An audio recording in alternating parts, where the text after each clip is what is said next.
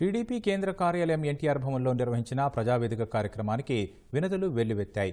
MLC Ramarao, కుడా chairman Somireddy Venkateswarlu వివిధ సమస్యలతో వచ్చిన బాధితుల నుంచి వినతులు స్వీకరించారు. పలు సమస్యలపై సంబంధిత అధికారులతో మాట్లాడి పరిష్కారం దిశగా చర్యలు తీసుకున్నారు.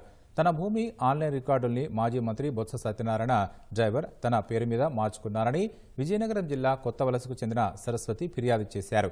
తనకు ప్రభుత్వం ఇచ్చిన భూమికి స్థానిక వీఆర్ఓ లంచం తీసుకుని వేరొకరి పేరుతో పాస్ పుస్తకాలు ఇచ్చారని పల్నాడు జిల్లా రాజుపాలెనికి చెందిన కృష్ణ ఆవేదన వ్యక్తం చేశారు.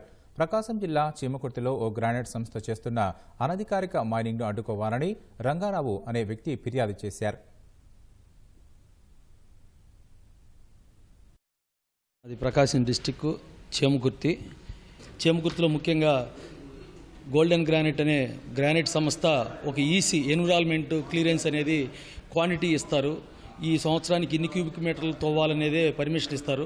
కానీ దానికి విరుద్ధంగా గత వైసీపీ గవర్నమెంట్లో ప్రతి సంవత్సరం 20,000 క్యూబిక్ మీటర్లు ఎక్సెస్ క్వాంటిటీ తీశారు. ఇది ఎన్విరాన్మెంట్కి పర్యావరణానికి విరుద్ధం. అలానే చీమకుర్తిలో మరో గ్రానైట్ సంస్థ కృష్ణసాయి గ్రానైట్ మీద ఎన్నో అవినీతి ఆరోపణలు ఉన్నాయి. దొంగ కోరిని నడుపుతూ ఉన్నారు.